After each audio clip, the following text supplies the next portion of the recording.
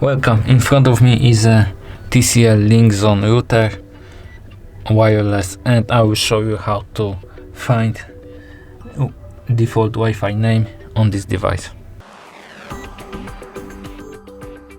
Take the router and turn it upside down and remove the back cover of it. Now you need to